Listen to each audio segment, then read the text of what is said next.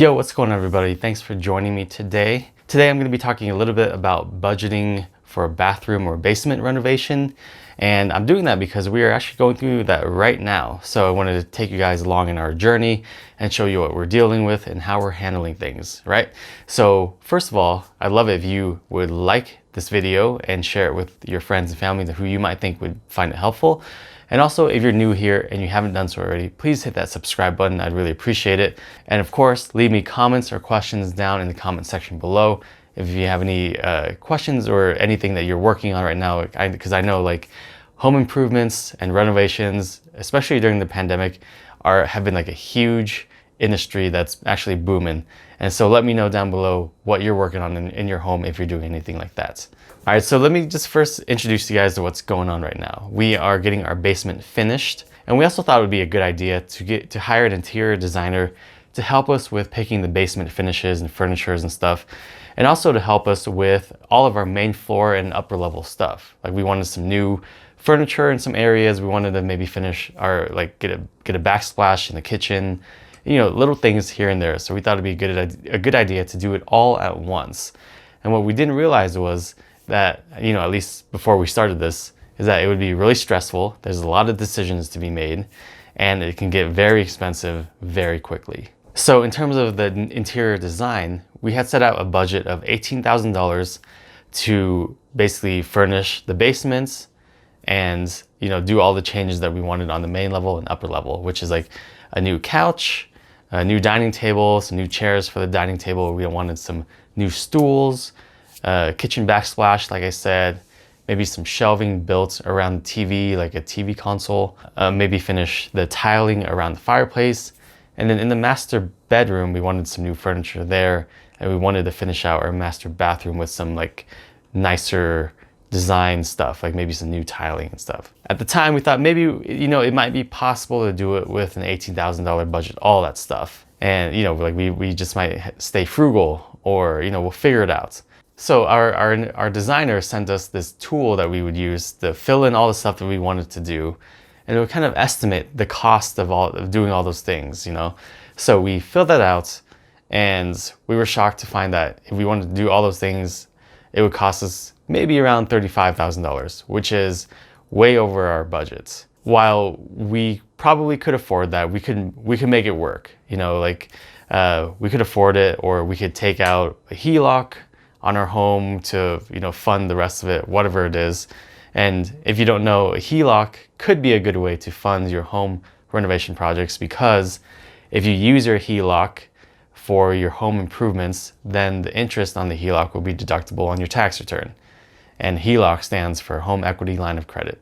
So we were thinking about it, you know, we could do whatever it takes to do all the things we want, to afford all the things we want, but then it would be kind of out of integrity, and it would be out of our original budget that we originally set, which would, you know, render the budget essentially useless. Like, why even set a budget if you can't stay under it? Let me tell you a little bit about my mindset. My mindset is like, just figure a way to get it done no matter what. That's how my mind works, you know? So when I saw that it might cost us $35,000, my mind started turning like, okay, what can we do to make this work? Realistically, we shouldn't do whatever it takes to make it work. We should stick to the budget. We should do whatever it takes to make the budget work, okay?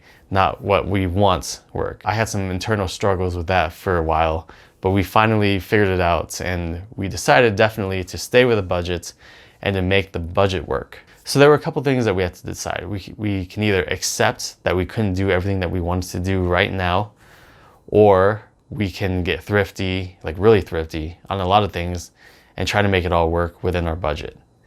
Now, the problem with being thrifty is that a lot of the furniture we're trying to replace upstairs and on our main level is already like cheap furniture. Like we've got either from like IKEA or Craigslist, something like that. And we just wanted to upgrade to a little bit nicer stuff, you know, stuff that we can hold on to for a long time.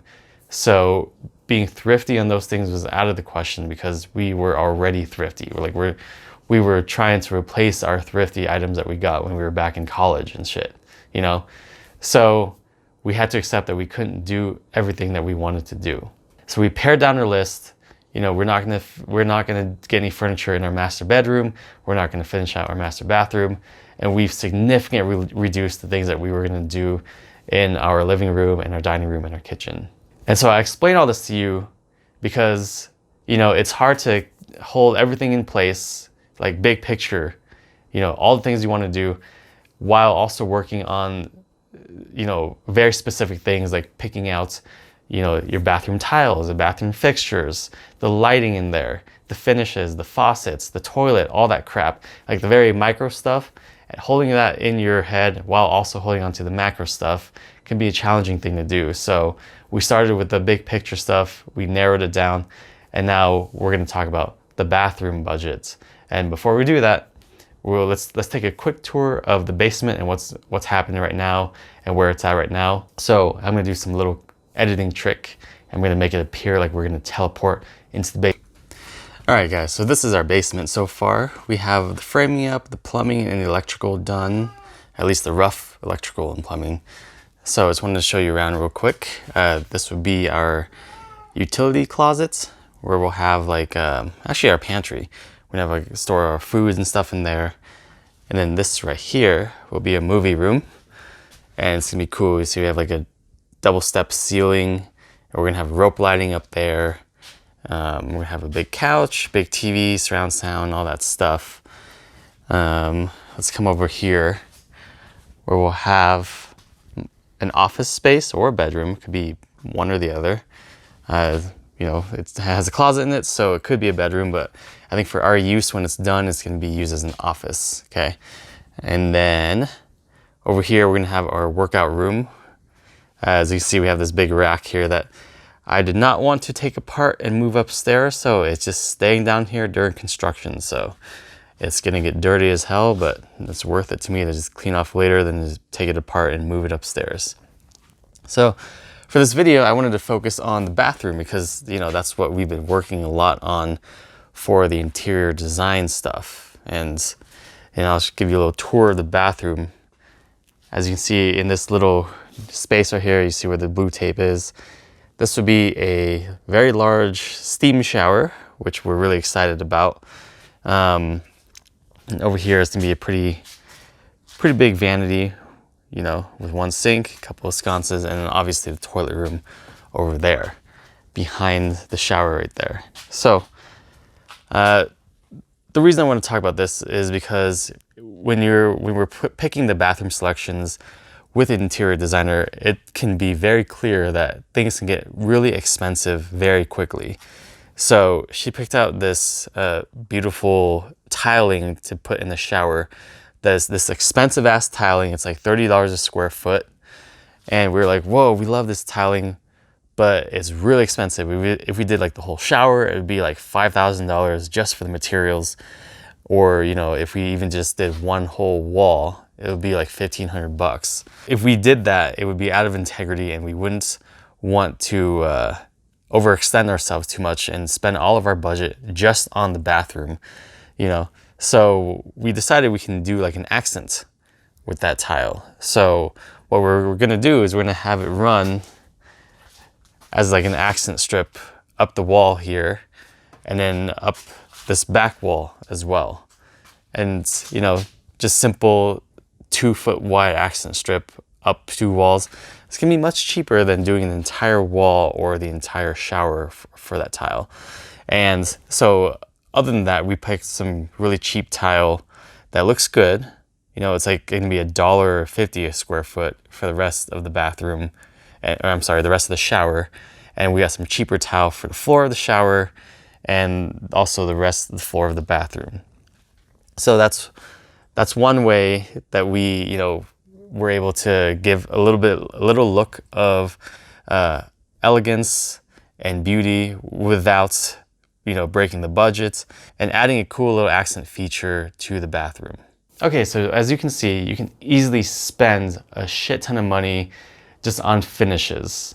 And, you know, you can get all the nicest stuff in the world. You can easily spend a shit ton of money. We don't want our bathroom to eat up our entire design budget. So we had to get smart with it. You know, like I said, we were doing that really nice tile that I was talking about. We were just doing an accent strip. You know, we had to cheap out on the vanity too. We found this vanity that we really liked, but it was really expensive.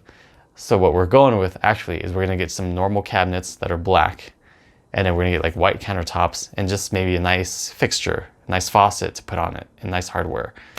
Now the hardware in the fixture isn't super expensive. Like, in my opinion, they're expensive for what they are, but in the big scheme of things, they're not really expensive compared to like an expensive vanity or something. Some people might think it's superficial or, you know, materialistic, but we do value like nice looking things, okay? And that's, you know, that's fine. Like if you value nice looking things, that's not a bad thing. We don't want to spend all of our money on nice looking things. So what we're gonna do is we're gonna just spend some money on high impact things, you know, like spending a shit ton of money on the whole vanity.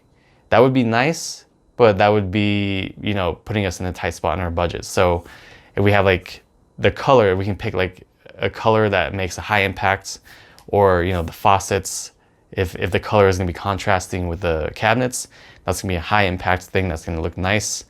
You know, the accent tile in the shower is like a small strip, so it's gonna have like a big impact and it's gonna look nice, but it's not gonna cost us thousands of dollars just for the tile alone.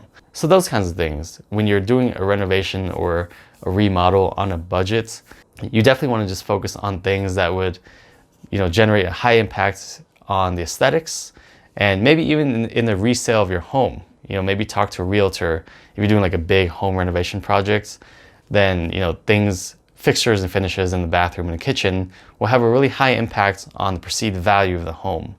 So those are things that you want to, you know, spend your money on or focus on.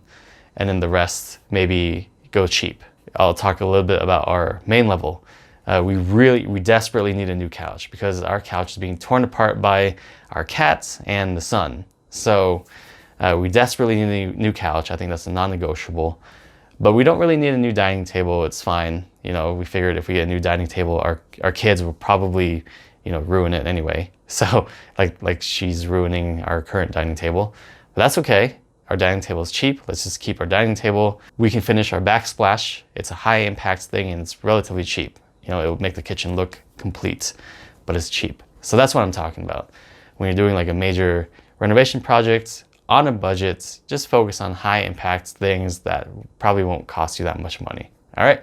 So stay tuned here. I'll keep you guys updated. I'll make more videos on budgeting for like our movie room, especially our sound system, our home theater. I'm a total audiophile. Not really, not like a professional audiophile, but like I love good equipment. I love good quality audio, and so you can spend like tens of thousands of dollars there. So maybe my next video on this will go over the home theater budget. You know, I'll just walk you through the process of finishing the basements and the financial aspects of what we have to deal with, in hopes that you guys would find it helpful and useful for anything that you plan on doing. All right, so that's all I got for today. Thanks for watching. Again, subscribe to my channel, hit that like button, and leave me any comments or suggestions or questions down below. I would really appreciate that. And you all take care for now and stay safe. I'm in the mood for a switch up. I hit the function, hit the rose till I hiccup. I hit the stage and leave with money that's a sticker. She picture perfect, so I told him I'm a flicker. Bill, I'm in the mood for a change up. I leave the city and return with my change up.